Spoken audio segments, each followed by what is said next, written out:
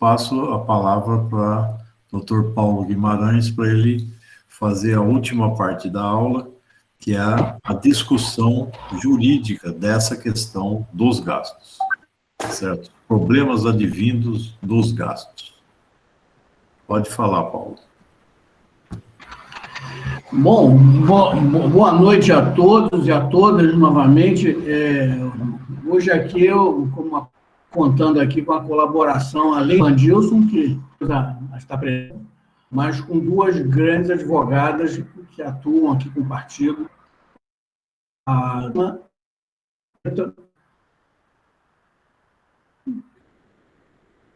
São Paulo, no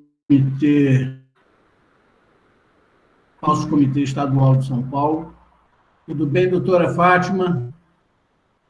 Bem, Paulo, tudo tranquilo, boa noite a todos. Ótimo. Temos também a contribuição da Pietra. Então, além de Fátima e Pietra é advogada que também trabalha em São Paulo, trabalhou muito tempo na Fundação Instituto Cláudio Campos, né? Hoje também colabora, né, com a administração do partido, especialmente em várias áreas, e tem uma longa experiência, especialmente na Fundação Instituto Cláudio Campos, nessas questões relacionadas à despesa.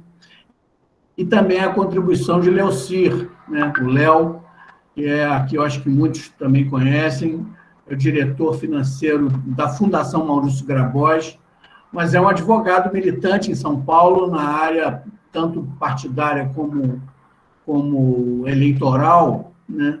E tem também o Fátima, advogado para o Comitê Estadual, né, do PCdoB em São Paulo, né? E também essa mesma experiência que Pietra tem na Fundação Instituto Cláudio Campos, o Léo também tem na Fundação Maurício Grabois, né, na atenção, que envolve todas essas questões relacionadas às despesas, né? Ambos têm essa experiência, inclusive, na interlocução com o Ministério Público e tal. Então, hoje nós vamos aqui fazer uma roda de conversa, né, como é um pouco a expressão desse momento que nós vivemos, uma conversa com esses colegas que estão atuando nos estados, né, aqui São Paulo, Bahia, basicamente, né? Mas eu gostaria de, inicialmente, então, começar alternando aqui a participação de todos esses colegas, convidando a Fátima a não só se apresentar a todos e tal, externar a sua história de atuação, tanto na advocacia eleitoral como partidária e outras interlocuções que tem, especialmente as questões sobre esse aspecto da despesa que mais te chamam a atenção. E depois nós vamos rodar para ouvir Vandilson, Pietra, Léo, sobre a mesma questão. Salve, Fátima. Ok, então, boa noite a todos. É um prazer estar aqui com vocês essa noite mais. Eu quero dizer que a primeira aula me impressionou bastante, foi bastante produtiva, né? E espero que essa também a gente consiga ter uma discussão que ajude a vocês no dia a dia da administração partidária, nos aspectos jurídicos dela, né? Bom, meu nome é Fátima Nieto. Eu ousaria dizer que talvez eu seja a mais antiga advogada eleitoralista e partidária aqui presente, que eu comecei a minha carreira nessa área ainda como estagiária na década de 80, fazendo o registro do partido aqui em São Paulo, né? Então, eu percorri todas as zonas eleitorais, hoje não sou filiada, sou uma amiga do partido, sempre fui, né? Mas ali eu comecei em 80 e nunca mais saí. Quando me formei, em 1990, eu fui fazer advocacia eleitoral. Então, eu fiz a primeira campanha sozinha em 1990 e assessorando partidos políticos. Então, eu sou daquela época em que realmente a gente sentava na mesa e aprovava as contas um do outro, né? Não tinha o menor problema, né? Como passei pelo início da prestação de contas, quando veio a primeira lei, que já foi a 9.096, né? Que veio discutir a organização partidária, onde se obrigou, então, a prestação de contas, e que veio fundo partidário, enfim, ainda quando era uma coisa diminuta, né? Então, eu tenho uma larga experiência, talvez eu não tenha tanta efetividade aí na participação, mas, assim, já vi muita coisa acontecer e acho que a gente pode dar alguma colaboração nisso. Doutor Paulo, eu não entendi, a gente faz essa apresentação, roda tudo e depois volta para falar, é isso? Então é isso, estou à disposição. Exatamente, vamos fazer várias rodadas. Isso okay. Mesmo, vamos fazer várias rodadas aqui. Sou eu. Há mais de 30 aguardando anos. Aqui. Então, essa sou eu há mais de 30 anos aí sofrendo, né? Nas lides eleitorais e partidárias. Ok? Está ótimo, Fátima, muito bom. Bom, Vandilson, me parece dispensa apresentações, até porque já se apresentou na terça, mas, Vandilson, dá um alô para todo mundo. Olá, pessoal. Especialmente sobre esse tema nosso agora. Mas é para falar, Paulinho? Eu só estou aqui à disposição. Podia, talvez, fazer assim um... Está ouvindo? Eu vou só passar a palavra para Léo e Pietra, e a gente vai... A próxima questão é exatamente sobre as questões graves, sobre as despesas que vocês mais consideram graves. Pietra, por favor. Boa noite a todos e a todas. Eu sou a Pietra, estou trabalhando nesse trabalho imenso, que é da regularização dos organismos partidários. E, assim, eu fico muito grata, né, com todos os elogios do Dr. Paulo Guimarães, mas nem me considero tão apta assim.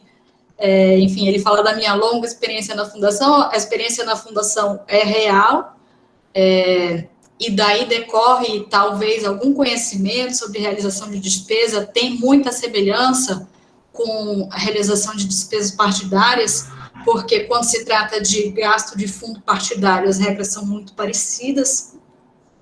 E é isso, eu espero contribuir com esse debate nosso. Aqui também nós temos também dois grandes colegas com larga experiência na advocacia, que vem do PPL, né? É o Brito, né, que está aqui conosco, e o Sérgio Spenassato, que tem dado uma contribuição muito grande para o partido, inclusive, tanto Brito e Sérgio Spenassato na advocacia, seja em prestações de contas, como também em demandas de natureza, né? O curso aqui da nossa conversa, eu vou pedir que ambos possam também se incorporar aqui e dar um alô, né? E agora gostaria que o Léo também comentasse aqui rapidamente essa sua trajetória, como as dos demais, é muito rica. Boa noite, pessoal. Boa noite a todos e a todas. Queria agradecer, né, inicialmente, aqui o convite do Paulinho, né, da Secretaria Nacional de Finanças, né, do alemão, do MECO, né, e antes de mais nada aqui ressaltar que a importância, né, do curso, né, eu acho que o MECO, na fala inicial dele, ele eleva, eu acho que é um pouco esse o espírito, né, da gente elevar esse assunto a uma questão política, né, bastante sempre, agora, né, com essa mudança que a gente está vendo aqui se operar, né, uma mudança que também já foi falado aqui em outra oportunidade, né, uma mudança cultural, né, da gente enfrentar essa questão da gestão partidária e da arrecadação e das despesas, né, como uma tarefa política também, né, não é só uma tarefa burocrática e técnica, né, de gestão, mas é fundamentalmente um compromisso político, né, dada aí a série de controles e e mecanismos, né, que a gente está sujeito, né? Então, eu me coloco aqui à disposição de todos, eu advogo aqui em São Paulo, né? Eu sou do Paraná, né? Vejo aqui alguns colegas aqui do Paraná, e eu sou membro da Comissão de Direito Político Eleitoral aqui em São Paulo, e a gente está também nesse esforço aí de regularização, né, das instâncias partidárias, e também aí, como colocado, né, já destacado pelo Paulinho, a gente trabalhou aí nesse processo de transformação, né, do Instituto Maurício Grabois em fundação. Na verdade, não é uma transformação, né, a gente extinguiu o Instituto Maurício Grabois e criou a Fundação Maurício Grabois, com sede aqui em São Paulo e com a responsabilidade de prestar contas ao Ministério Público, né, ao Ministério Público, e essas nossas contas, elas são encaminhadas à direção nacional, né, para comporem ali as contas, a prestação de contas da direção nacional, né, porque nós utilizamos a fundação, né, acredito que todos saibam, administra, né, os 20% ali, conforme dispõe a Lei 9.096, os 20% do fundo partidário. Então, a gente presta contas aqui ao Ministério Público, e agora, com algumas mudanças aí, essa nossa mesma prestação de contas, ela vai ser auditada e verificada com o olhar do Tribunal Superior Eleitoral. Então, enfim, eu me coloco aqui à disposição, espero poder realmente contribuir aí nesse diálogo, nesse curso, né? Mas ressaltando a importância do curso aqui oferecido pela direção nacional do partido. Não, está ótimo, Léo. A questão que eu queria provocar vocês agora, inicialmente, é o seguinte: nós ouvimos agora essa apresentação, né, da área administrativa, da Secretaria Nacional de Administração e Controle, Secretaria Nacional de Administração e Finanças do partido, que maneja todo esse procedimento. É um esforço incessante que vem se desenvolvendo há alguns anos de como aprimorar isso, né? Aqui, isso é um olhar, né, essa adequação que é feita aqui responde, digamos assim, a questionamentos e problematizações que nós vemos percebendo no julgamento das prestações de contas das direções nacionais no Tribunal Superior Eleitoral. É um nível de exigência em que agora, como vocês viram, a turma está se buscando.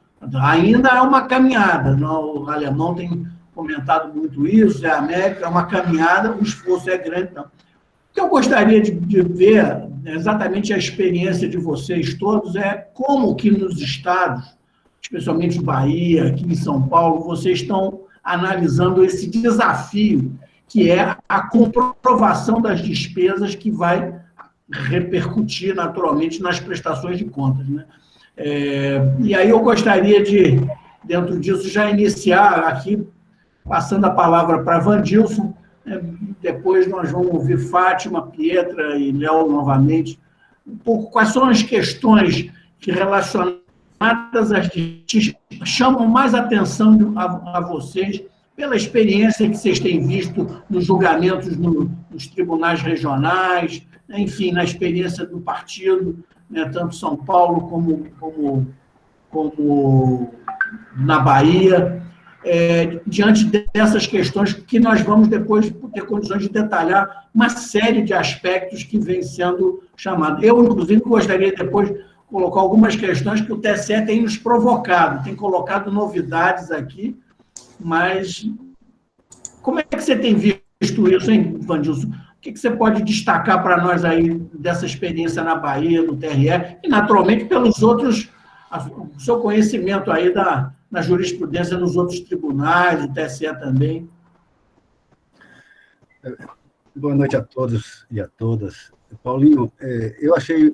Primeiro, eu quero elogiar aí a apresentação do pessoal que fez essa exposição. Achei bacana, achei perfeito. Eu acho que se toda a administração seguisse à risca esse roteiro aí, traria poucos problemas para a área jurídica, né? Pouquíssimos problemas. E me perdoe, não sei se foi Alexandre ou se foi Eda que falou que o processo administrativo é diferente do processo jurídico. Eu ousaria dizer aqui que não é tão assim, não. Eu acho que o processo administrativo, uma boa administração, ela tem uma simbiose muito grande com a questão jurídica. Eu fiquei assim, fazendo uma leitura da exposição de vocês. Se eu fosse trabalhar com um processo de prestação de contas, seguindo à risca esse roteiro que vocês colocaram aí, para mim ia ser assim, uma sopa no mel. Porque os grandes problemas que enfrenta aqui é exatamente a desorganização na parte administrativa. Pagamento feito de forma equivocada, recibo preenchido de forma errada, nota fiscal mal amanhada, o contrato administrativo feito às avessas. Então, aqui a gente enfrentou todo tipo de problema. Agora, aqui, Paulinho, na Bahia, sempre é assim um eterno aprendizado para a gente, né? A gente enfrentou alguns problemas aqui, tipo assim, porque aqui a gente não tem sede própria, né? Aqui a sede é alugada. Então, nos barris, quem conhece aqui a Bahia, conhece a sede do partido, o partido ficava numa esquina. Então, na frente da casa era uma rua, que é a Rua do Salete, e na lateral era a Rua Teodoro Sampaio. Eu vou dar esse exemplo, mas tem uma série de outros. Lá a gente teve que fazer uma ligação na parte do fundo do partido, porque fez a parte de comunicação e tal, e a gente fez uma ligação lá. Só que essa nova ligação que a gente fez na Coelba, a Coelba gerou um boleto de pagamento de energia na Rua Teodoro Sampaio, mas na mesma casa, porque ela fica numa casa de esquina. Isso trouxe um problema na prestação de contas para a gente, porque o setor de controle pegou, vocês estão pagando aqui dois comprovantes de luz, e dizendo que os dois é da sede do partido. E, de fato, os dois eram da sede, só que estava com endereço distinto. A Coelba colocou o endereço na sede da lateral. Isso foi um dos problemas, mas teve vários outros. Nessa parte de aluguel sempre tem problema. Lá, a casa estava no inventário, então tinha uma patrimonial que administrava a casa. A gente emitia o cheque do pagamento. Eu vou colocar esses exemplos assim para situar outras questões. Emitia o cheque do pagamento. A pessoa que recebia o cheque, a gente emitia em nome da empresa. Fazia o cheque em nome da empresa, da Algaroba, que era patrimonial. Só que uma das herdeiras pegava o cheque, como ela era administradora, ela endossava e depositava no nome da pessoa física. Isso trazia um problema para a gente na prestação de contas. Por quê? Porque todo mundo sabe, quem tem um mínimo de convivência com contabilidade, com prestação de contas, a espinha dorsal de uma prestação de contas chama-se extrato bancário. É a partir dali. E para contabilidade. É o extrato bancário. Por ali permeia tudo. Entrada e saída de dinheiro, a saída disso para onde saiu. Então, nós fizemos um pagamento do aluguel para a Algaroba. Só que no extrato lá constou que quem sacou foi a pessoa física da fulana de tal, que ela era, apesar de ser a administradora da patrimonial, ela endossou o cheque e botou na conta a pessoa física. Isso trouxe problema na prestação de contas. Claro. Então, eu acho que a gente tem que estar atento aos mínimos detalhes e sempre estar vinculado com essa parte administrativa. E eu não sei se foi você, Eda, que falou que é sempre bom fazer o pagamento com cheque cruzado.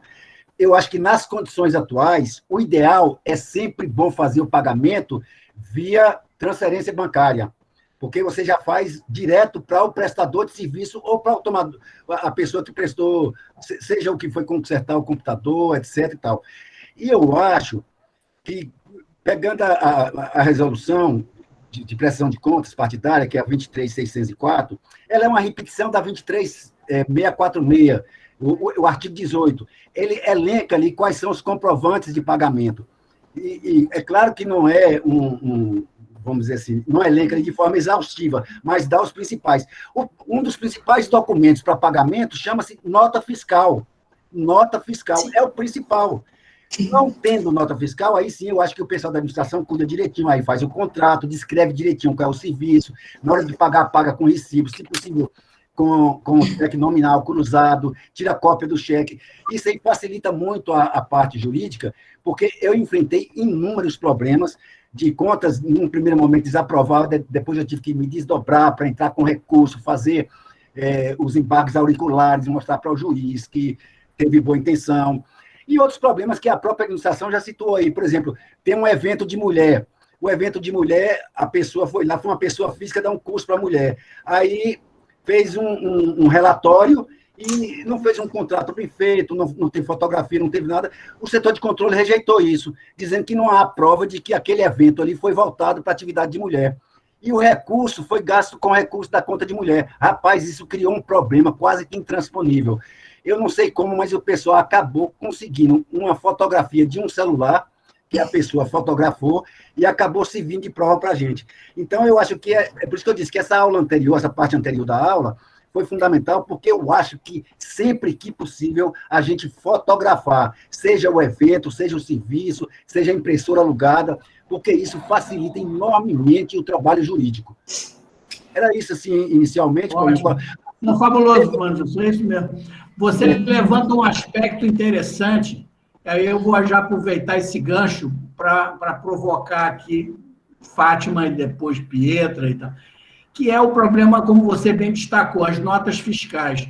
A gente se depara muito, isso eu já tive a oportunidade de conversar aqui, aliás, converso bastante aqui, ele está entre nós aqui, o João Brasil, está há muitos anos, que é o problema da descrição do serviço prestado na nota fiscal.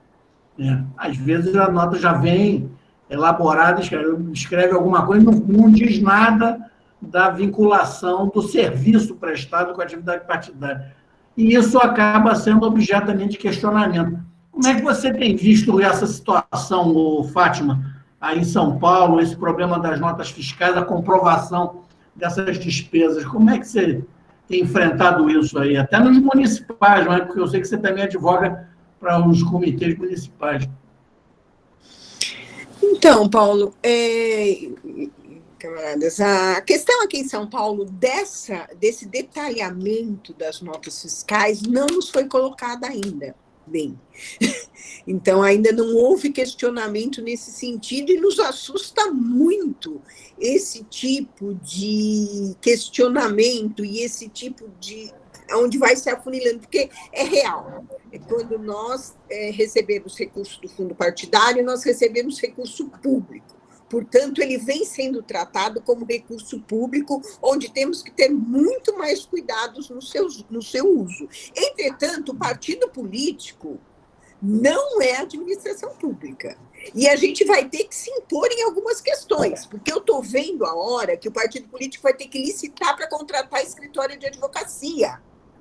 Vocês já pensaram o que os políticos, né, os administradores sofrem por não ter procuradores nas suas administrações que têm afinidade, inclusive, em mostrar? Eu trabalhei uma vez numa secretaria de Estado, onde o parecer que foi dado pelo procurador, ele dizia assim: razão assiste ao Tribunal de Contas. O pagamento não foi feito nos termos, quer dizer, ele acabava com o administrador ali, tornava inelegível por não sei quantos anos, enfim, uma situação muito difícil, e é para onde está caminhando. Me chama a atenção, na fala do Meco, por exemplo, e do próprio Alemão, do Ricardo, quando se diz que é a próxima cláusula de barreira, é a questão da administração financeira dos recursos e onde se acaba com o partido político também, né? Então, a gente precisa ter... Imobiliza, né? Imobiliza, né, o partido. Isso o partido não acaba, eu acredito que acabe, né? Então, eu vejo que é uma coisa que precisa muito ser considerada e levada em conta, mas a gente também tem que se impor perante o judiciário, que nós não somos administração pública e nós não temos, embora temos que zelar por esse dinheiro público que recebemos, nós não temos que gastá-los no termo da lei 8.000, não é mais a 8.000, mudou agora, né? A lei de licitações. 8.666. Daqui a pouco nós vamos passar por essa situação. Ainda é 8.666. Ainda é. Então, assim, me assusta muito essa questão. Eu acho que a gente tem que responder, eu acho que essa questão de fazer o planejamento das contas, o planejamento administrativo deve ser feito, mas não de forma a tornar, é claro, o Diretório Nacional precisa de ter esse cuidado, porque é grande, administra muito mais, né? Mas os municipais, por exemplo, eles não vão deitar esse tanto de detalhes que são apresentados, mas tem que tomar cuidado com isso. E com relação nós não temos, então, esse questionamento de necessidade de relatar cada um dos serviços prestados, isso não nos foi solicitado até hoje, tá? Mas nós temos questões pitorescas que eu acho que vale a pena tocar aqui. Por exemplo, eu até te consultei outro dia para trocar uma ideia. Uma questão muito interessante. O partido alugou por anos uma sede, como o Vandisson falou lá na Bahia, agora não, agora está na sede do Nacional, então não tem tanto não paga aluguel, né? Propriamente dito. Mas o que houve? Houve um contrato de locação de imóvel não residencial, não é contrato comercial, de imóvel não residencial. Esse contrato foi feito pelo prazo lá dos 30 meses que a lei determina, e daí ele é prorrogado por tempo indeterminado nos termos da lei de locação. A lei de locação nos permite isso. Tá?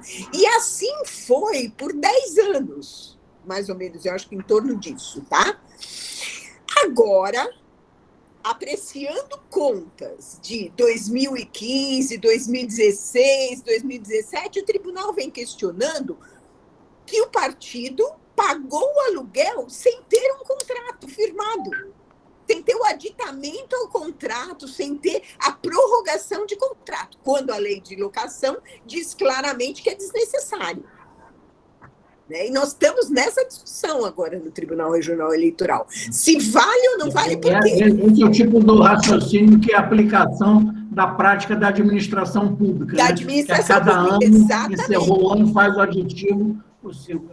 Exatamente. Então, assim, a gente está brigando muito nesse sentido. Por quê, inclusive? Porque se esse recurso... E aí, gente, está o pulo do gato. Tem aquela frase que diz que quem paga mal, paga 2 vezes. Quem paga mal com recurso do fundo partidário, efetivamente paga de novo. Porque se você pagou e esse recurso foi glosado, o tribunal disse, olha, o pagamento desse aluguel não está comprovado, não está lastreado por um contrato de locação válido, esse dinheiro vai ter que ser devolvido ao fundo partidário. Né? Então, aí é uma penalidade muito grave, porque você pagou o aluguel e você vai novamente recolher esse valor, se foi do fundo partidário. Se não foi, vai aumentar o seu percentual para uma possível rejeição de contas. Então, isso é muito complicado. E são coisas que a gente precisa, porque existe uma lei que diz locação não residencial, não comercial, rege-se por essa lei. Né? Então, essa é uma coisa que eu chamo a atenção. E a outra coisa, rapidinho, acho que eu já estou estourando, eu já estourei meu tempo, mas que eu acho muito importante também é com relação ao comprovante que se emite, o comprovante fiscal, né? Que se um tipo de serviço, de empresa, de ramo de atividade exige emissão de nota fiscal, não adianta eu ter recibo. Tá? Então, por exemplo, locação vale recibo. Agora, se eu contrato uma gráfica, obrigatoriamente ela tem que emitir uma nota fiscal. Não adianta eu ter o recibo dessa gráfica. Isso é muito comum, que eu chamo muita atenção, que eu já vivenciei muito isso, é quando você faz atividades de arrecadação com jantares, bufês. Buffet é louco para dar recibo, para fugir da questão fiscal. Aí ele te dá lá um recibo e você faz... Não, e o pior é quando vem o mesmo uma nota fiscal, o mesmo recibo, só dizendo assim, buffet. Exatamente, né? Mas o pior ainda é quando... Esse documento não vai servir como prova de uma demonstrar. Então, esses cuidados, ainda que nos municípios pequenos, ainda que não se faça uma grande movimentação financeira, eu vejo como de suma importância que se preste atenção. Quem vai dizer se uma empresa precisa emitir nota fiscal é a legislação fiscal. E a legislação fiscal tem que ser cumprida, para ela ter validade junto à legislação partidária e à legislação eleitoral. Senão, nós vamos ter um outro problema. E volto a dizer, e se for com recurso do fundo partidário, além de tudo, vai se devolver. Então, essas 2 coisas que inicialmente eu gostaria de chamar a atenção. Desculpa se eu escolhi o tempo. Não, aqui não, nós temos aqui 1 hora. Mas aqui vocês, especialmente, têm 1 hora. Eu queria provocar aqui o Léo. O Léo, além da Fundação Maurício Grabois, ele passou um tempo também acompanhando e dando apoio à administração do partido em São Paulo, especialmente em muitas questões que eu sei, voltando à questão de despesas com pessoal, né? E, naturalmente, essas mesmas despesas. Eu gostaria, então, de provocar o Léo para ver como é que ele tem enfrentado e destacado essas preocupações das despesas que envolvem essa sua realidade, esses dois ambientes que você, digamos assim, transita, né? Você, como Pietra, transita em 2 ambientes muito importantes, né?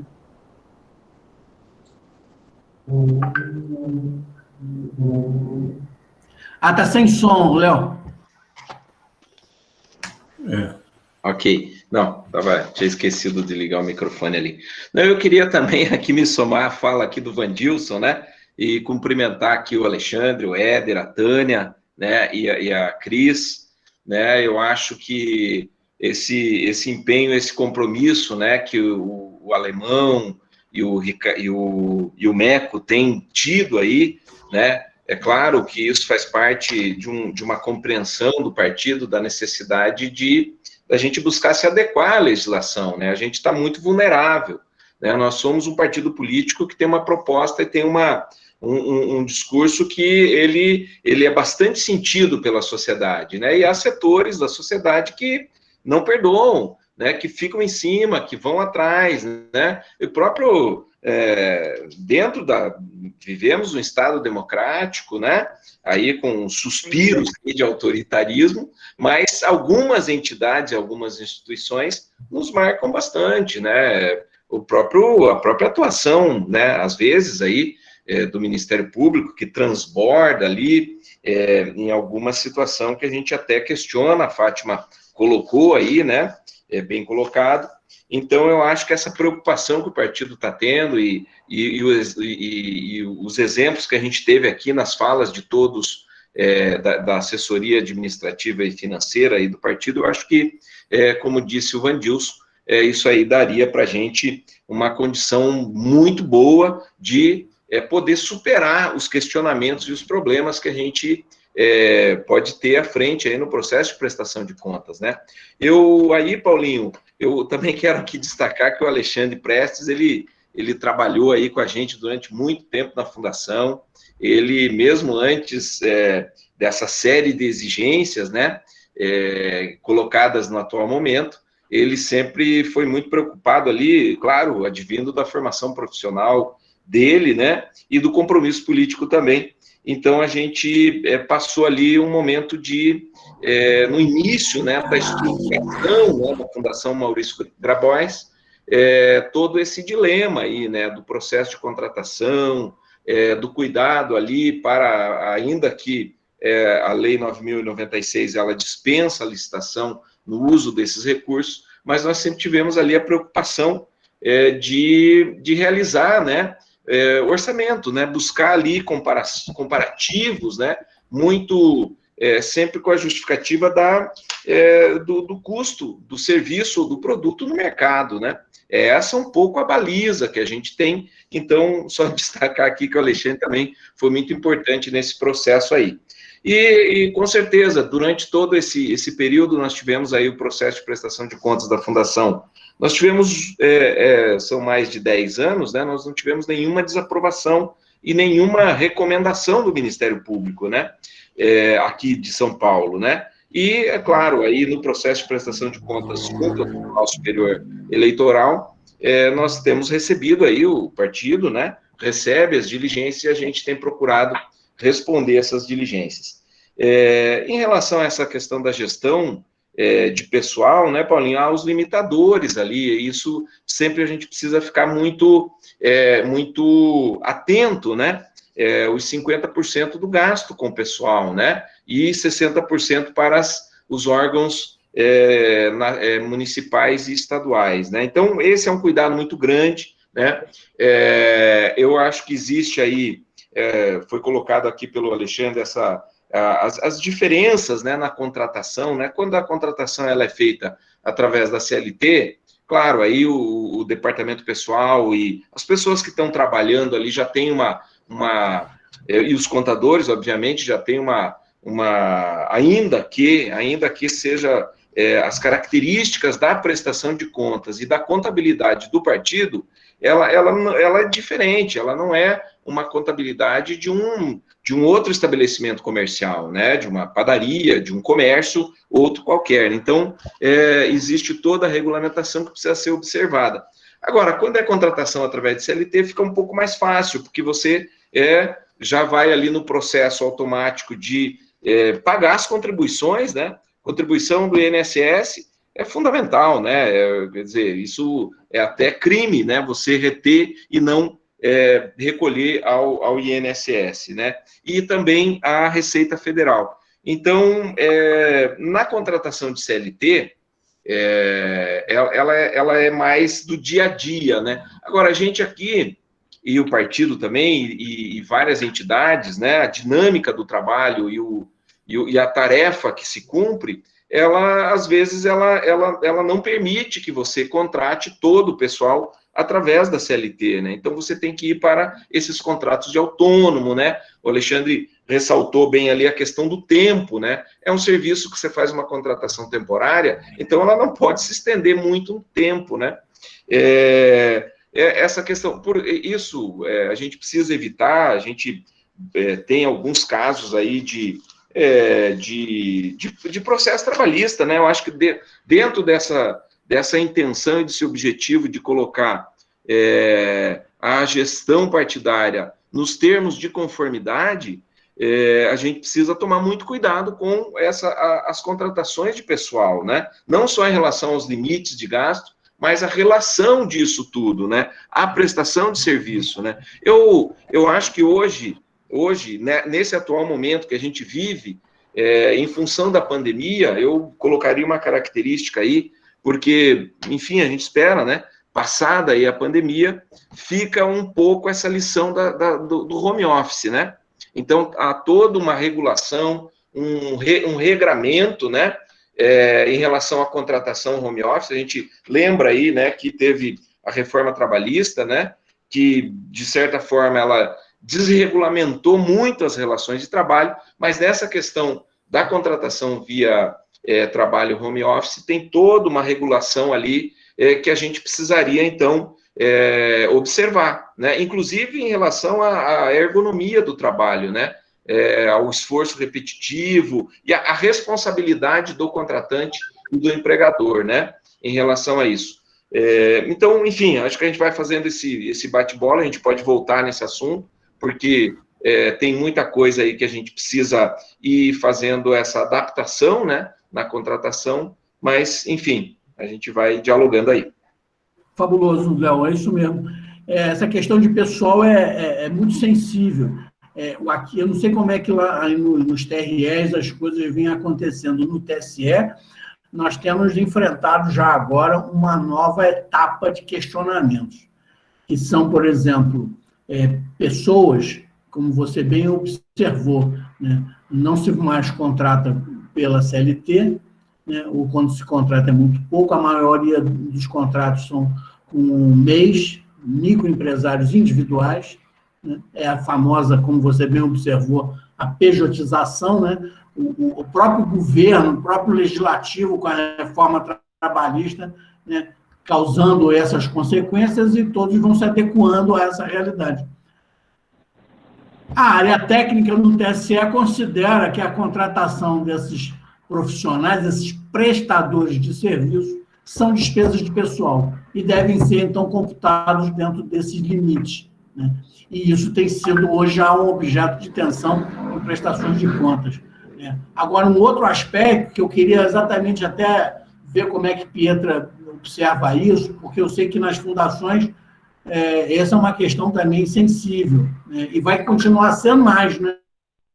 Porque quando vão agora sendo apreciadas pelo TSE, e o Ministério Público está querendo levar as fundações e institutos até para o Tribunal de Contas da União, está uma briga aqui danada. Essa questão da vinculação, Pietra, com a atividade partidária, né? Esse é um aspecto sensível. Aqui a própria Secretaria de Administração e Finanças, os gestores aqui, todos os operadores dessa área vão começando a cada vez mais compreender, né, essa questão. Isso envolvendo o fundo partidário é muito sério, né? Já em relação a gente percebe, em relação aos recursos próprios, a compreensão é mais flexível, né? Mas como é que você compreende um pouco esse, enfim, na sua percepção dessas temáticas relacionadas à despesa?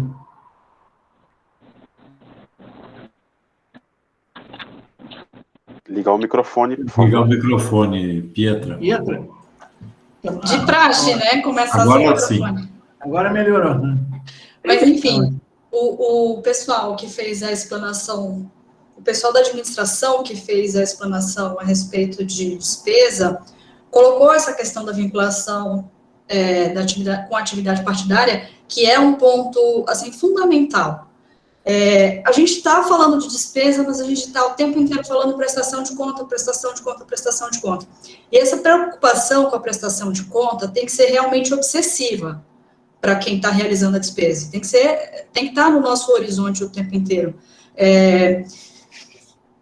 Eu acho que um dos cuidados que os organismos partidários devem ter, um dos principais cuidados, para evitar questionamentos, reprovações, etc. e tal, comprovar a vinculação com a atividade partidária, que isso pode ser feito através de especificações no contrato, né, e das notas explicativas também.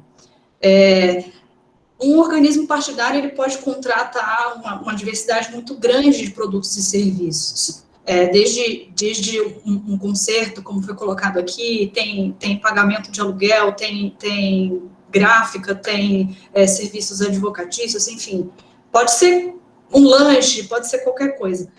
Mas essa especificação no objeto do contrato ou na descrição da nota fiscal é o que vai atrelar a necessidade da compra daquele produto ou da contratação daquele serviço à atividade partidária.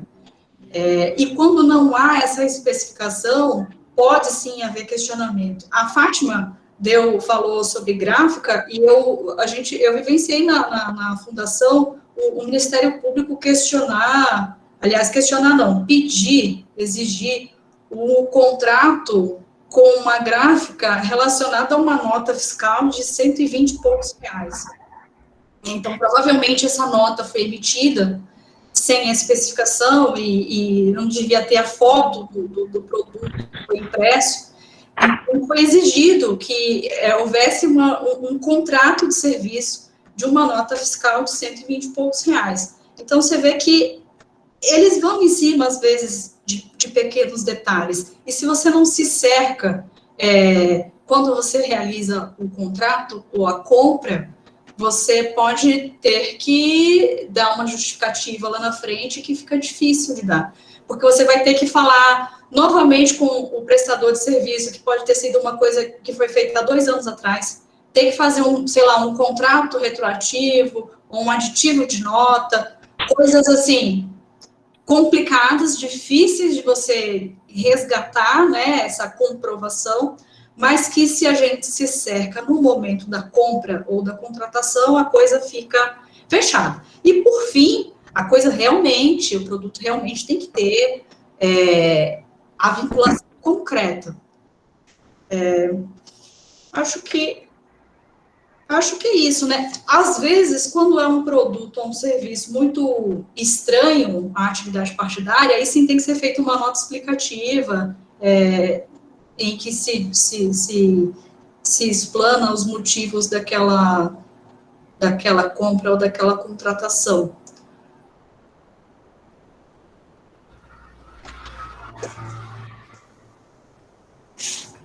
E eu acho que, bom, a respeito de vinculação com a atividade partidária, o que eu tinha para dizer é isso, que as coisas têm que ficar muito bem. Ótimo. Não, você destacou aspectos relevantes. Essa questão do contrato, essa questão da nota fiscal, então, Eu, pessoalmente, tenho visto, nós todos temos aprendido aqui, vivenciado esse drama. Eu concordo integralmente com o que Fátima observou, né? A Lei 8666, né? Ou melhor, a Lei Partidária 9.096 é expressa no sentido de que não se aplica aos partidos políticos na aplicação, veja só, na aplicação do fundo partidário a Lei 8666. Não se aplica. Mas tem sido comum, né? A gente vendo que as pessoas vão cada vez mais, a área técnica vai empurrando a administração dos partidos para questionamentos nas prestações de contas sobre aspectos que são próprios da administração.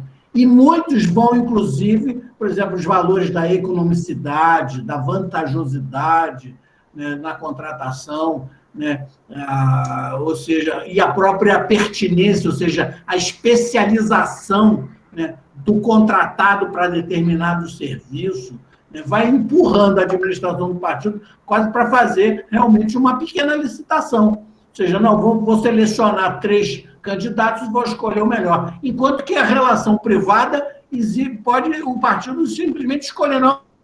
Vai ser isso. Vou contratar esse muito bom, a direção todo mundo aprecia e ela me dá aqui um serviço. Mas isso tem sido um objeto preocupante.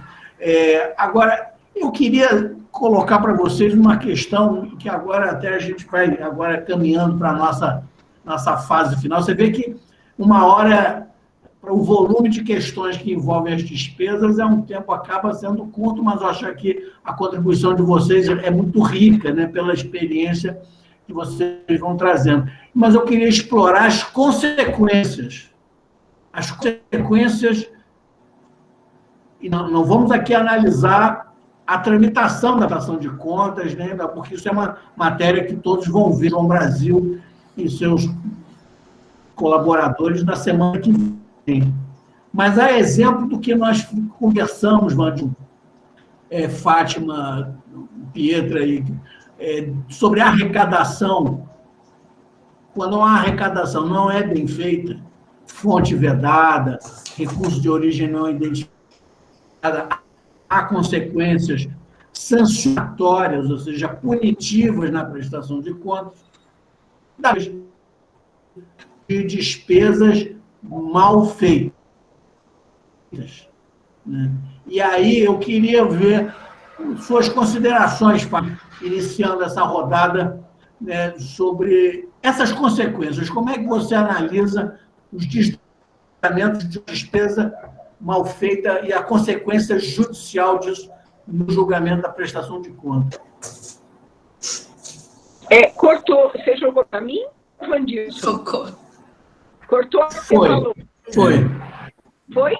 Eu queria que você comentasse essas consequências de despesas que possam não ser bem feitas, ou não bem comprovadas, né, ou não bem caracterizadas com a sua vinculação partidária, especialmente usando o fundo partidário, e a consequência nisso na prestação de contas, ou seja, a sanção que decorre disso. Como é que você vê essas consequências?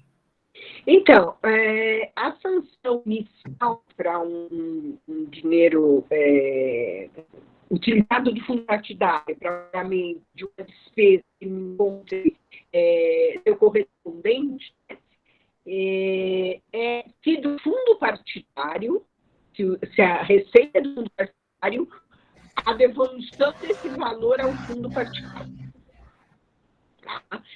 Se a despesa é de recursos próprios do partido, ela vai subindo aquela margem aquele percentual para desaprovação de contas. Já foi falado na aula passada isso, que tem percentual mais ou menos que os tribunais adotam, né, de que irregularidades praticadas até um determinado percentual, normalmente até 10%, alguns lugares menos, eles não são considerados, eles aprovam as contas com ressalva, né, mas não servem para suspender fundo partidário, desaprovar contas e etc. Então, isso vai subindo à medida que eu gasto mal. próprio, eu aumento a minha margem, meu percentual de recursos, de forma de problemas na minha prestação de contas. Somando, eu posso ficar sem receber o fundo partidário até ano. Por conta disso, quer dizer, é um prejuízo. O som não está bom, né? Bom, não sei se é comigo aqui. Não, tá bem cortado mesmo. Está falhando, sim. Tá falhando. Mas assim, eu acho que dá para concluir, não sei. Tá. Não, prossiga, Fátima, prossiga. Então, vai aumentar muito percentual não recursos do fundo partidário, e com os recursos do fundo partidário, além de contar nesse percentual, ele ainda vai ser devolvido ao fundo partidário. E sem contar que é possível, aqui em São Paulo houve vários ensaios para isso, de o Ministério Público também propor uma ação para verificar se houve algum outro abuso no mau uso desse recurso. O que aí é uma coisa que agrava muito. Eu sempre falo, o Ministério Público cutucando, uma hora ele encontra alguém que assuma essa questão, vira problema mesmo. Aí vira processo, né? Aí vai a pessoas mesmo, né? Dirigentes partidários desses processos de abuso, né? Até de poder econômico.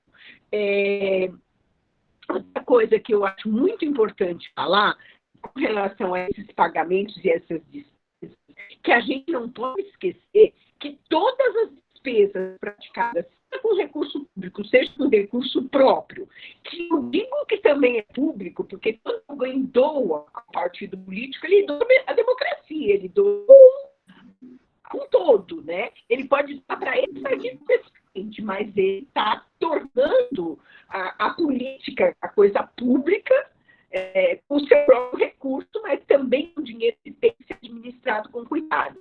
Ele tem que ser gasto em ações lícitas. Tá? Então, por exemplo, eu não posso registrar na administração das minhas contas, sei lá, de cola para colar lambi-lambi pela cidade. Porque isso é uma conduta vedada. Eu não posso fazer propaganda nem política, nem partido político, nem eleitoral, nos próprios públicos, etc. Então, eu não vou poder colocar a cola para colar. E também, como foi dito, ele precisa ter correspondente. Se eu uso gasolina, foi para algum veículo. Se tem um veículo. Eu posso não ter um veículo em nome do partido, mas esse combustível tem que estar ligado a algum veículo. Né? Se eu gasto com alimentação, por exemplo, esses são os grandes problemas de prestação de conta. É combustível, alimentação, passagem aérea, mas acho que esses são assim, transporte no geral, né? Transporte em geral. Eles vão somando e viram um montão, né? Então, é um cuidado muito grande de ter o correspondente. E muitas vezes eu não vou conseguir demonstrar. Por exemplo, um carro que é abastecido normalmente pelo partido, porque ele é usado pelo dirigente para o trabalho partidário. Eu vou ter que relacionar e vou ter que fazer correlação. Porque não, e aí é que rolam os caixas 2, que rolam as pegadinhas de quem quer malversar esses recursos. É nessas coisas. Então, elas são muito visadas pelos tribunais. Então, acho que essas duas questões são muito importantes. O gasto tem que ser lícito. Eu não posso gastar com coisas que eu não posso fazer. Né? Então, por exemplo, eu vou gastar agora com propaganda eleitoral esse ano. Propaganda eleitoral esse ano. Né? Então, eu posso ter um grande problema numa contratação de propaganda eleitoral. Para veicular. E na veiculação de uma propaganda eleitoral. São coisinhas pequenininhas que podem nos causar muitos problemas. Então, essa dica eu acho que é importante. E Tá sem som você, Paulo. Não, tá ótimo. Tá ótimo, Fátima. Muito grato. deu para o essencial. Eu, pelo menos, consegui perceber o essencial. Eu queria agora provocar, e dentro dessa nossa sequência, vou fazer a seguinte sequência. O Léo, a Pietra e encerrar com o Vandilson aqui, né, sobre esses desdobramentos das contas decorrentes disso que a gente estava conversando, da importância da atenção, de como a despesa deva ser bem feita, bem contratada, bem registrada. Agora, a questão que fica é a seguinte: e quando estas comprovações das despesas não são corretamente feitas ou tem dúvidas quanto a elas? As consequências disso no julgamento. Como é que você vê isso, Léo? Especialmente também como Fátima, a experiência de vocês aí em São Paulo, enfim. Oi, Paulinho. Estão conseguindo me ouvir? Bem, muito bem. Sim. Paulinho, se me permite, eu queria fazer um destaque assim, de um tema que ele ainda... por favor, fica à vontade. Fica à vontade. Ele ainda não... Vocês estão livres, vocês é que conduzem aqui essa conversa. Vai em frente. Não, porque ele tem a ver um pouco assim com a gestão do dia a dia, né? É uma coisa que muita gente fica em dúvida, né? E a resolução, a última resolução aqui, ela traz uma orientação, uma pormenorizada ali, né? Que é o tal do caixinha, né? Aqui o Vandilson destacou, né? O caixinha, assim, o caixa, o fluxo, o fundo de caixa, né? O Vandilson, então, destacou aqui, e cada vez mais o sistema financeiro, bancário, os bancos, claro, também tem outros interesses aí, ele vai caminhando cada vez mais para essas operações digitais, né? E mais do que nunca hoje isso tem se impondo. Ou seja, é tirar o cheque, tirar o mesmo dinheiro ali de circulação, né? Então, muita gente acaba fazendo... Então, hoje em dia, esse pagamento em dinheiro, ele fica mais difícil, mas ainda existe muito, né? Então, eu só queria destacar um pouco isso, que está previsto ali no artigo 19 da resolução, né, que é possível você constituir uma reserva de dinheiro, né, um fundo de caixa, né? Ele tem um valor ali que, às vezes, assim, para a nossa realidade, ele é um valor até alto, né, que é R$5.000, né, que você poderia ter, né, no seu caixa, né, para fazer despesas de pequeno vulto, né, despesas de pequeno vulto ali, disciplinadas ali em R$400, até R$400. Isso não quer dizer que você, isso não te desobriga, né, a você fazer as comprovações, né? Então, você tem que comprovar, mas você poderia, ali, para enfrentar o dia a dia, né, para fazer tem a reunião, você vai fazer uma compra de um lanche, né? Então, para você não fazer a operação bancária e nem emitir o cheque, né, você poderia, então, dispor de recursos de dinheiro vivo para você poder gastar. Então, claro que tudo isso tem que ser transitado via conta bancária.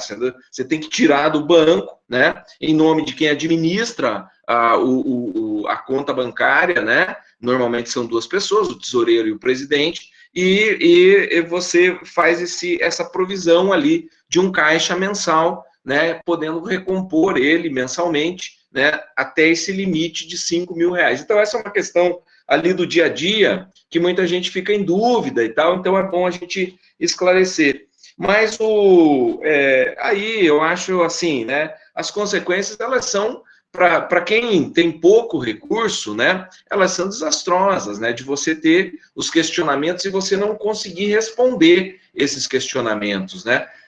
Ali naquela relação, né, ela não é uma relação exaustiva dos documentos que você comprova, né, a contratação do serviço ou a aquisição do produto, né, que seria a nota fiscal, o comprovante de pagamento, o relatório de execução, né, e como até o Alexandre demonstrou ali, a comprovação até por fotografia, né. A resolução, ela diz assim, que você pode, que o tribunal, ele admite qualquer meio idôneo de prova, né, então você pode ali, eventualmente, ter uma falha na prestação de contas, você vai sofrer, vai ser analisado, né, pelo setor técnico do tribunal, e você vai sofrer você vai ter que responder, né, uma diligência. E nessa diligência você vai procurar responder justamente e preencher essas lacunas.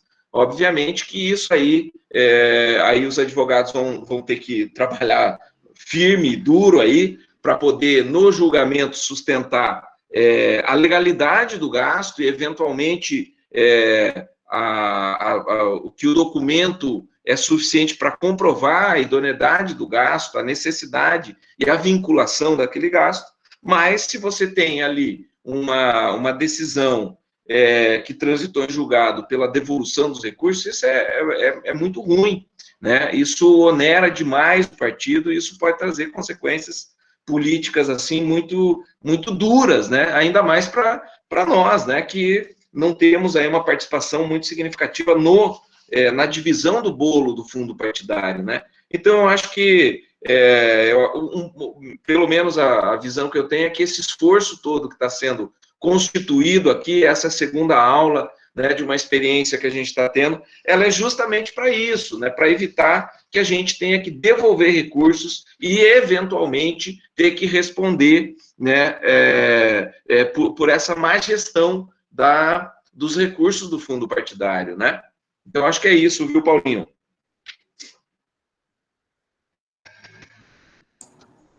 Não, perfeito, Léo. Essa sua observação sobre o caixa é muito importante, porque eu já vi, inclusive, várias situações o pessoal fazer muito pagamento de mês mesmo, de tudo com caixa. E depois dá uma confusão na prestação de contas que não tem tamanho. Mas, Pietra, como é que você tem percebido essa questão? Aqui, por exemplo, eu até tenho uma questão última aqui, que a Sônia Maria Pinheiro de Barros nos coloca, que é exatamente isso que nós estamos conversando. Seria importante que se aborde aspectos gerais de implicações com a legislação, com os gastos e os documentos para prestação de contas, que é exatamente o que nós estávamos conversando antes. Ou seja, quando a documentação e a contratação é bem feita, e você, Pietra, delineou bem todos esses aspectos na sua intervenção anterior, né? Mas e agora? E se essas comprovações não foram feitas, as notas fiscais não são apresentadas, ou são apresentadas com descrição incorreta ou limitada? E se não tem contrato, né? E se o contrato é apresentado, mas não há prova da sua execução? Há uma consequência punitiva, né?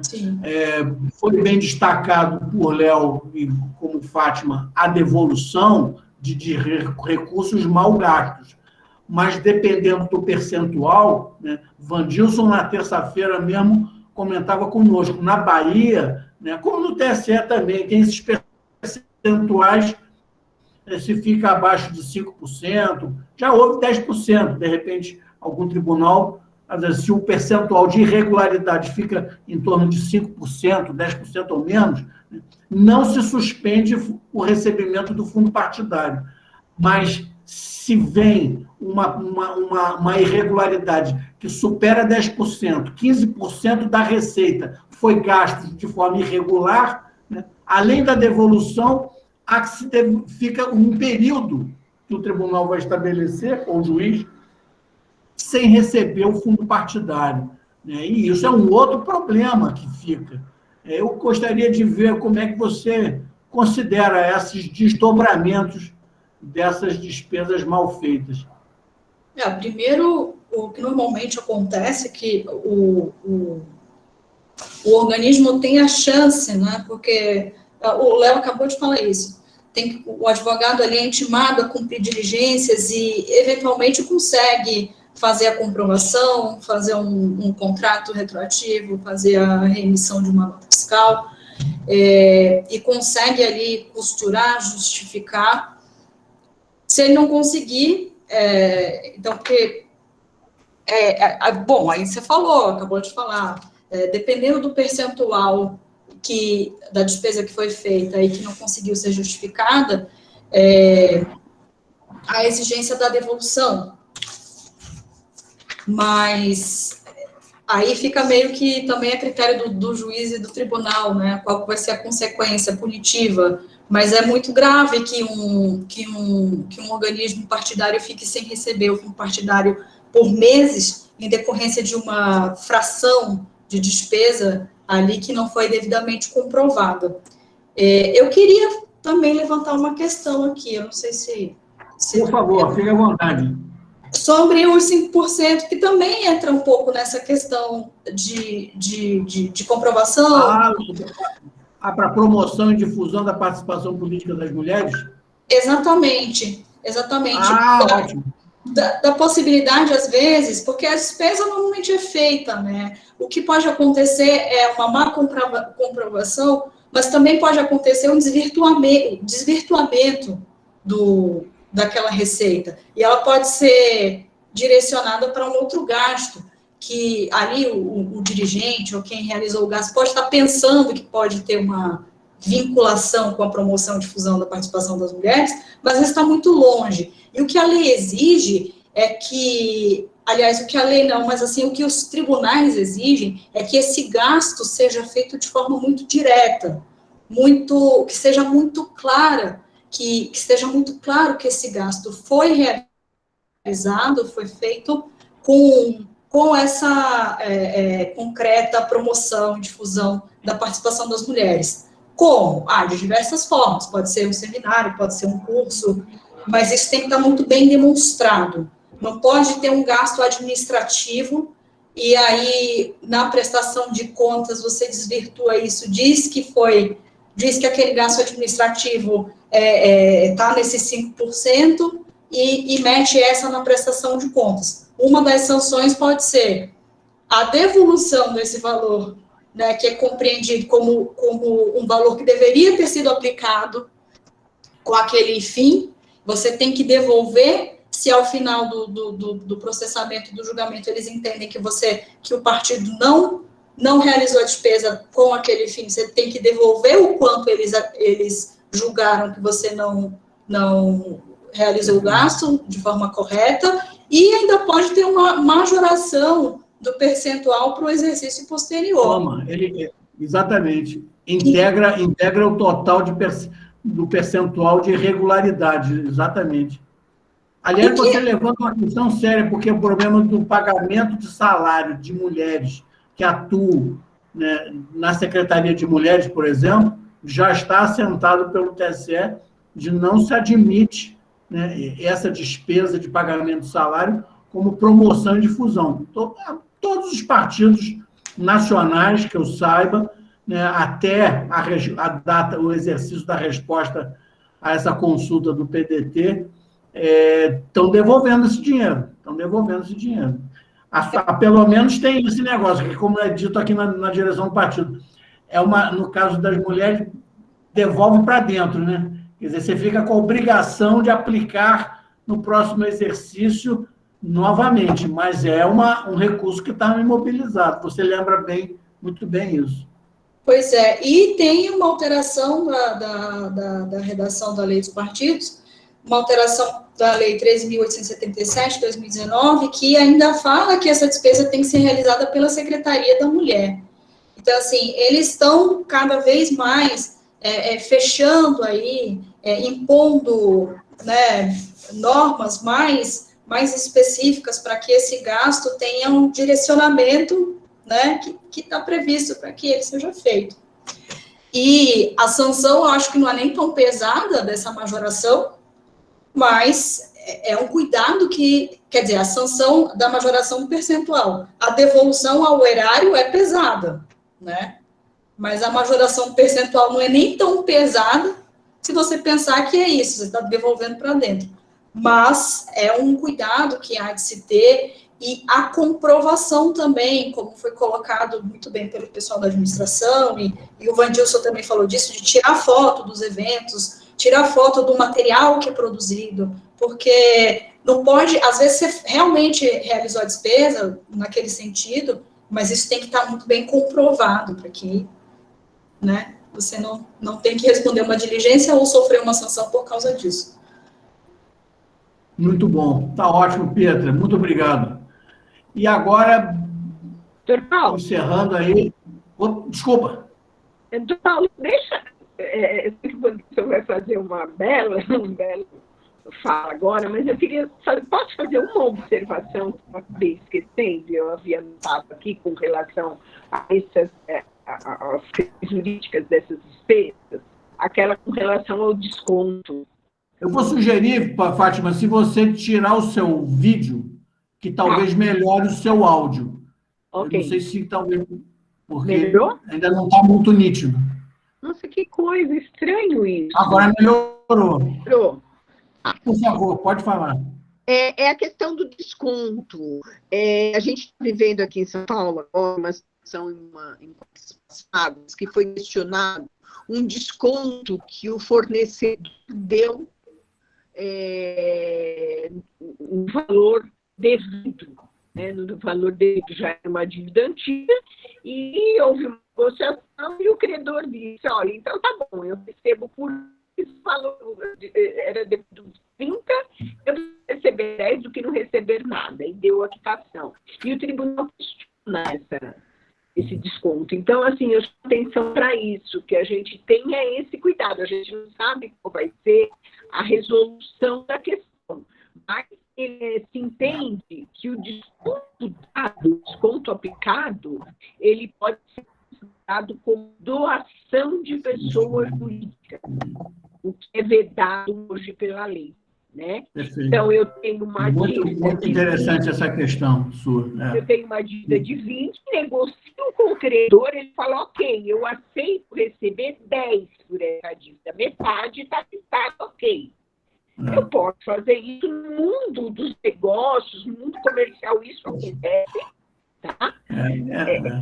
Que acontece muito, eu dou um testemunho, eu como advogada faço muitas dessas negociações, eu prefiro receber 10 a não receber nada, né? Então é mais...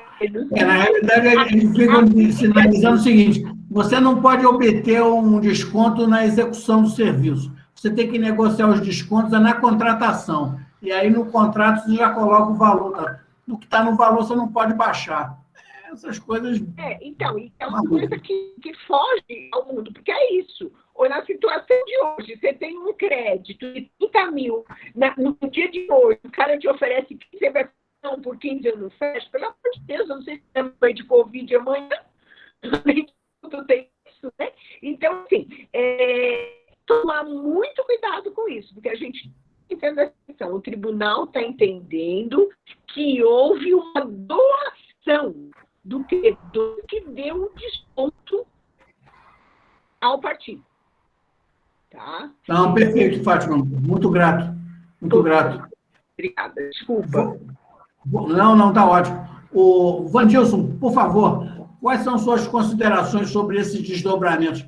Eu sei que você enfrenta aí essa batalha no TRE de forma cotidiana, os resultados de estabilidade do PCdoB da Bahia são muito bons, mas é essa a realidade dos tribunais que, diante das despesas irregulares, estabelecem percentuais e as consequências.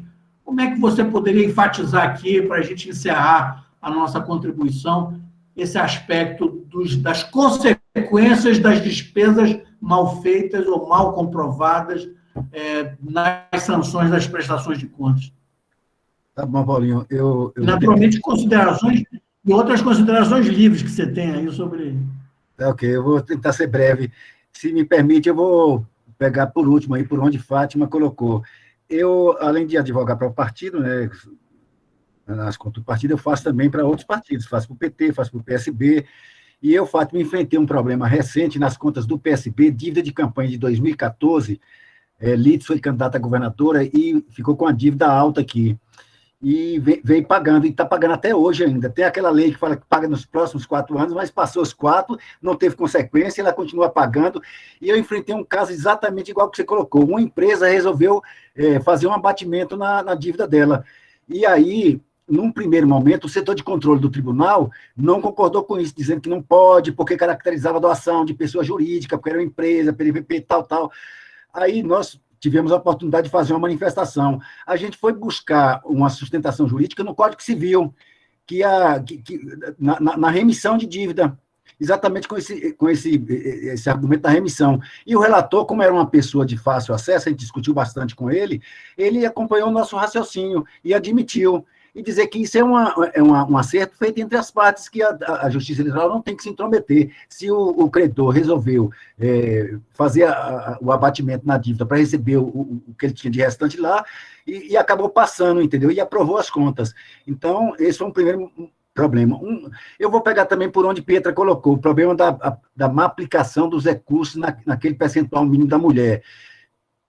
Quando eu dei aquele exemplo aqui da aplicação da atividade de mulher, não foi do PCdoB, porque o PCdoB estadual opta por fazer a aplicação acumula esses percentuais na conta específica de mulher, acumula a cada, vamos dizer assim, dinheiro que o partido recebe do fundo partidário, faz a reserva da cota de mulher numa conta, na conta de mulher, e deixa para aplicar nas eleições, seja no plano municipal, seja no plano estadual. Não aplica em atividades esparsas, entendeu? Então, a aplicação, a opção é essa. Então, aquele exemplo que eu dei não foi do PCdoB, foi do PSB. E num primeiro momento, a interpretação foi essa, que era uma má aplicação, porque a atividade não tinha prova de que foi realizada, além de ter levantado esse argumento de que a atividade não era uma atividade voltada para a promoção da mulher na política.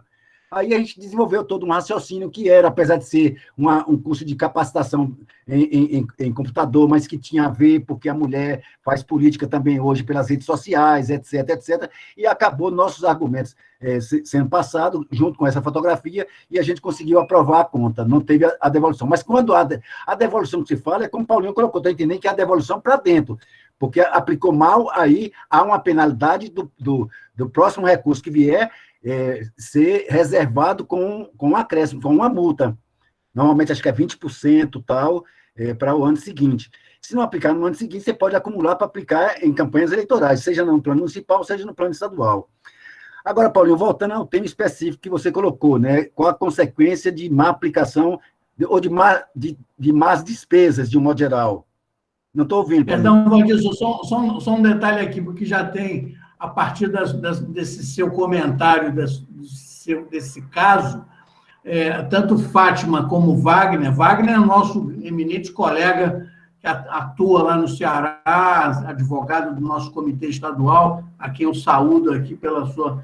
Estão pedindo que você disponibilize depois, encaminhando para ele o acordo dessa decisão. O acordo e o parecer do Ministério Público foi muito bom. Aliás, foi quem deu sustentação também para o voto do relator. Além, naturalmente... Eu vou ver se eu pego todas as peças que a gente fez e mando. Além do acordo, a peça que a gente fez no parecer conclusivo, o parecer do procurador, que ajuda também, muitas vezes traz elementos novos. Eu acho que isso vale para vocês. Eu vou disponibilizar para a direção nacional e mando também lá para o Ceará. Não, e para todos nós, manda para cá que a gente vai passar para todo mundo, é isso aí. Agora, voltando, Paulinho, essa questão das despesas mal feitas, né, digamos assim. A consequência comum, em tese, é ir acumulando, como o Fátima já falou um pouco aí, ir acumulando, e se ultrapassar um determinado percentual, pode chegar à desaprovação. Se essas despesas envolver recursos públicos, aí não tem outro caminho senão a devolução, inclusive com multa, com correção e etc., né? Aí, se envolver recurso público, não tem percentual certo. É uma despesa mal feita com recurso público, tem que devolver. Pode até aprovar a conta com ressalva e mandando devolver. Eu já enfrentei casos assim. Aprova as contas, mas você fez uma despesa mal feita com recurso público, devolve aquele dinheiro. E a conta é aprovada, quer dizer, porque você é uma pequena irregularidade, digamos assim, dentro desse universo dos 5%. No caso da Bahia, 5%. Não sei se São Paulo disse que trabalhava com 10%. Mas as despesas mal feitas, a principal consequência é essa, ir acumulando para desaprovar as contas, né? Antigamente tinha até o caso de, dependendo da gravidade, considerada a conta não apresentada, mas hoje, inclusive com a posição do procurador aqui, o partido apresentou as contas, só o fato de apresentar já está apresentado, não tem esse negócio de considerar como não, só se ficar inerte, não apresentar coisa nenhuma, aí é que considera contas não prestadas, mas apresentou qualquer coisa, a conta está prestada lá, aí vai ter a consequência de desaprovar, ou aprovar com ressalva, ou desaprovar, mandar devolver recursos que não conseguiu fazer prova nenhuma, e assim por diante. Então, não sei se fui claro, mas no caso nosso aqui, eu não tenho enfrentado muito esse negócio do fundo partidário, porque na maioria das vezes, a gente utiliza despesas, a gente faz despesas aqui, as despesas ordinárias, com os recursos da conta ordinária. Os recursos do fundo partidário, via de regra, a gente utiliza para pagar dívida de campanha. Aí sim, viu, Pietra, eu enfrentei um problema agora, as contas de Alice de 2016, eu enfrentei um problema grave que só veio julgar agora nesse início de ano. Aí, muitos documentos eu já não tinha mais acesso. Aliás, eu vou até mais adiante. As contas de Alice, a conta de campanha de Alice foi aprovada. No entanto, teve uma dívida de campanha de 1 milhão e tanto, quase 2 milhões. Teve um termo de assunção que o Comitê Central homologou. Esse termo de assunção, quem é que assumiu a dívida? Naturalmente, a instância partidária adequada, que foi o Comitê Municipal. O Municipal assumiu. No ano de 2017, o Municipal começa a pagar. Faz o pagamento e tal. De lá para cá, teve o parecer preliminar, o relatório preliminar, a gente respondeu tal. Só que veio ter o relatório conclusivo agora pela desaprovação e mandando devolver todo o dinheiro que foi utilizado do fundo partidário para pagar a dívida, por considerar que a gente não juntou os comprovantes fiscais. Aí, o que acontece? Onde é que estão os documentos fiscais das dívidas de campanha? Está na prestação de contas da candidata. Foi lá que foi gerada a dívida. A gente fez o termo de assunção. E o termo de assunção fala que foi aprovada. Olha que foi aprovada a conta. Então, se foi aprovada é porque não teve irregularidade. Aquelas dívidas foram aferidas e elas existem. Tem os credores, a relação dos credores com os respectivos valores e tal. Aí o partido, ao pagar, juntou recibos. E teve alguns que nem apresentou o recibo. Pagou com a transferência bancária para o credor, está lá no extrato bancário, só que um dos argumentos foi esse, que não juntou comprovante de pagamento. O comprovante, eles queriam os dois, tanto a nota fiscal quanto o recibo de pagamento. Nota fiscal está no processo de Alice, processo físico que já está no arquivo. Olha só, em tempos de pandemia. Como é que eu faço? Aí eu fui para o julgamento, tirei a sentença, tirei o parecer do Ministério Público, juntei no processo de prestação de contas, disse que as notas fiscais foram apresentadas ali, e outros não tinham notas fiscais, mas tinham os recibos. Aí fui colher, como você falou aí, os recibos. É claro que eu peguei os recibos com a data da época, mas peguei agora. Foram em torno de acho que uns 40 credores. Peguei recibo por recibo, juntei os recibos e tal. Ainda assim, o setor de controle entendeu por desaprovar, porque disse que não estava ali comprovado com documentos fiscais, ou seja, nota fiscal. Aí eu repeti, desaprovou na instância ordinária, que foi a zona eleitoral. Aí recorri, o juiz não fez juízo de retratação, foi para o tribunal. No tribunal consegui reverter, porque caiu com o procurador que tem uma posição boa. Ele entendeu que as contas de Alice foi aprovada, que os documentos fiscais estavam lá e tal. Então, não teve devolução, conta aprovada e sem ressalva. Quer dizer, são problemas que muitas vezes a gente enfrenta dilema na zona eleitoral, mas que dependendo de como vem para o tribunal, e a depender do relator, a gente pode ter sucesso. Nesse caso de Alice, eu afastei a devolução, acho que R$140 mil que eles queriam que devolvesse. Afastei a devolução, aprovou as contas e beleza. Então, nesse caso aí foi conta ordinária, viu, Paulinho? Só que especificamente envolvia o pagamento de dívida de campanha. E todo ano tem dívida de campanha, porque a gente está com dívida até hoje, né? Então, o fundo partidário aqui, a gente aplica quase que fundamentalmente para quitar débitos de eleições. Então, as despesas ordinárias, normalmente a gente faz com recursos de conta ordinária. Então, a gente não tem essa consequência de ter...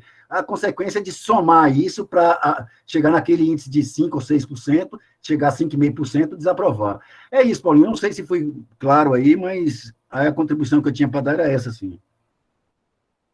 Não, simplesmente foi fabuloso. Essa riqueza toda é o que importa. Eu queria aqui, Zé Américo, me desculpando aqui já, porque nós avançamos um pouquinho, mas é um pouco a dinâmica dessa experiência rica que Fátima, Pietra, Vandilson, Léo têm. Eu deixaria aqui, então, encerramos essa nossa contribuição. Espero que esse panorama tenha contribuído um pouco. Eu deixaria apenas a minha conclusão. Acho que é inevitável, né, que realmente, como foi feito aqui, a área administrativa da Secretaria Nacional de Finanças teve a oportunidade de apresentar, tanto terça-feira como hoje, as suas experiências, né, de arrecadação e de despesa, e a gente tem visto aqui, especialmente aqui no chat, como que várias pessoas que atuam na área administrativa nos comitês estaduais têm tido também uma atuação e uma percepção muito aguda, né, de como as questões devem ser implementadas. A minha sugestão é de que, numa próxima oportunidade, haja uma integração maior, né, desses companheiros, dessas companheiras nas administrações dos comitês estaduais e de comitês municipais, para ver essa troca de experiência, né? É uma riqueza muito grande, né, e cada vez mais a gente vai se tomando pé dessa situação. Parabéns a todos e, mais uma vez, muito grato a Pietra, a Fátima, a Léo e a Vandilson por mais essa contribuição. Boa noite. Muito obrigado.